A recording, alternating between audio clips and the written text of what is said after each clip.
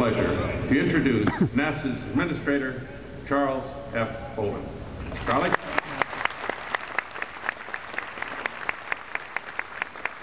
Thank you all very much. Many thanks to you, Chairman Cressa, for the very kind introduction. It's really quite an honor for me to be here and to be invited to join you and the Caltech family for this great occasion for the class of 2010. I'm particularly glad to be with you today and to thank you for the many years of service to the aerospace and defense industries through your work at DARPA, the Lincoln Labs, and of course, Northrop Grumman.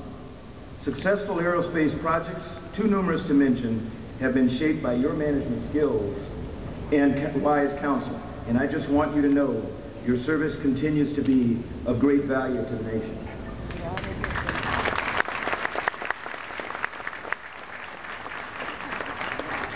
As I mentioned to several of the graduates on the way up, and they weren't paying any attention to me, I realized that they really want to get out of here. So I will try to be as brief as I can. You're saying no, that's all right. I do want to take time, however, to congratulate, and I mean this when I say it, the great class of 2010 of Caltech.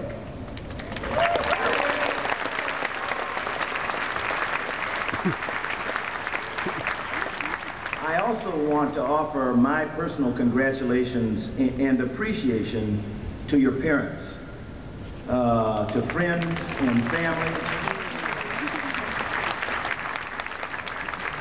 because I think all of you know it more than anyone that you are sitting here today, whether you're receiving a baccalaureate degree or a master's or a doctoral degree, because of the special sacrifices of someone who's sitting back there behind you in the audience, or someone who may be looking down on us today. So thank them. I will also say, however, to the parents, that it ain't over till the fat lady sings. So they will require your continued support as they continue to pursue their interests, whether it's to join the American workforce, to attend graduate school, as I know many of them are planning to do, to serve in the armed forces, as I'm not sure any are planning to do right now, that I didn't talk to any last night, or serve in other service organizations. And to you, members of the Caltech class of 2010, what an extraordinary time this is in your lives and the life of this great institution. Thank you again for inviting me to share this special day with you. My baby girl, and she's not really a baby, and I won't tell you her age, but she's not really a baby, but my baby girl, Kelly, who is now an accomplished plastic surgeon and a veteran of a summer internship at JPL as a high school senior, and one of my chief mentors and counselors gave me wise advice for my address to you today. She said, "Dad, be short, don't get too serious. Tell them times will continue to be tough, but it's worth it." And now that I've delivered that message from Kelly, I can sit down.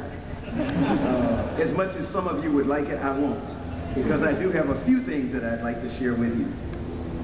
What an enjoyable time for me personally last evening at the senior banquet at the Athenaeum. And John Lou, I just cannot thank you enough for inviting me to join you there.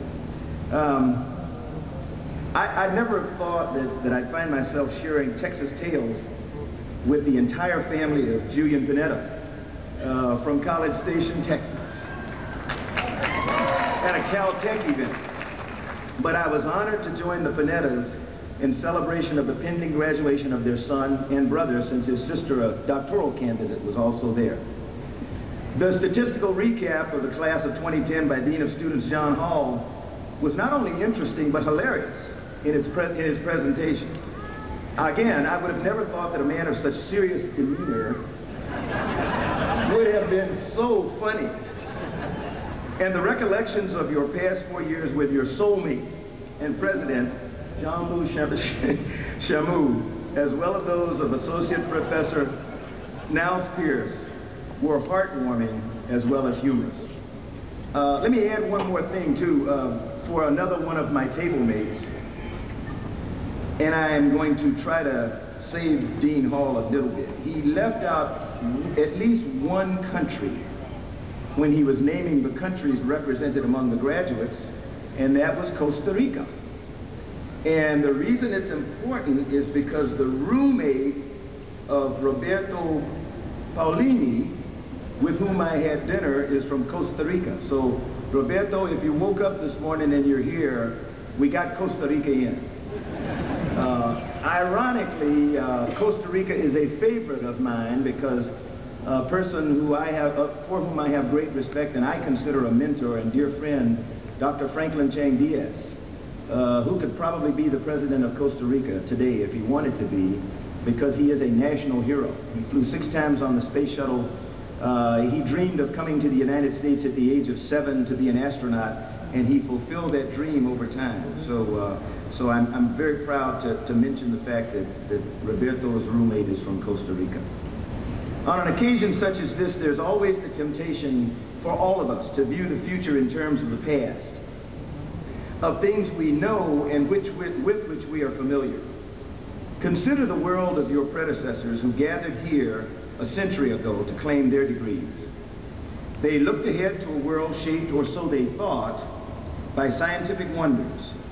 By the end of the first decade of the 20th century, there were 76 million Americans. The U.S. Treasury held a staggering, for that time, $46 billion. There were 8,000 cars driving on only 10 miles of paved roads. The average worker made $12.98, that's $12.98 a week for a 59-hour work week. The industrial age was in full swing, with the Wright brothers designing new powered airplanes to follow their recent success at Kitty Hawk. The first cross-country auto road trip had taken place, and it took 52 days to complete. The idea that there might be life on other planets was restricted to the pages of science fiction, as were the thoughts of jet engines, rocket ships, satellites, and splitting the atom. Few of your alums who gathered here on that long ago graduation day could have anticipated the human genome, imaging technologies, or supersonic flight, let alone humans living and working on an orbiting International Space Station for 10 years now. This fact made it even more important that those of you who will receive your degrees today from Caltech put your education to use in service to the nation. In the century just past, they have done just that, building a nation whose innovative technologies and economic strength became the envy of the entire world. As you, members of the class of 2010, ponder your place in the future, I suggest you think about the things about which you are passionate, things that excite you from the pit of your stomach. I hope you'll give some consideration to a period of public service. While the quest for titles and great wealth are always noble goals, I've found there to be no more fulfilling achievement than to follow a passion, and in doing so, make life better for someone else. My mom and dad were teachers in the segregated South in South Carolina. Yet each day they devoted every ounce of their being to equipping young boys and girls to succeed in the world we would enter, and to believe that we could do anything we wanted as long as we were willing to work hard and never shy away from a challenge, fulfill or failure. They taught us the critical importance of honesty and faith.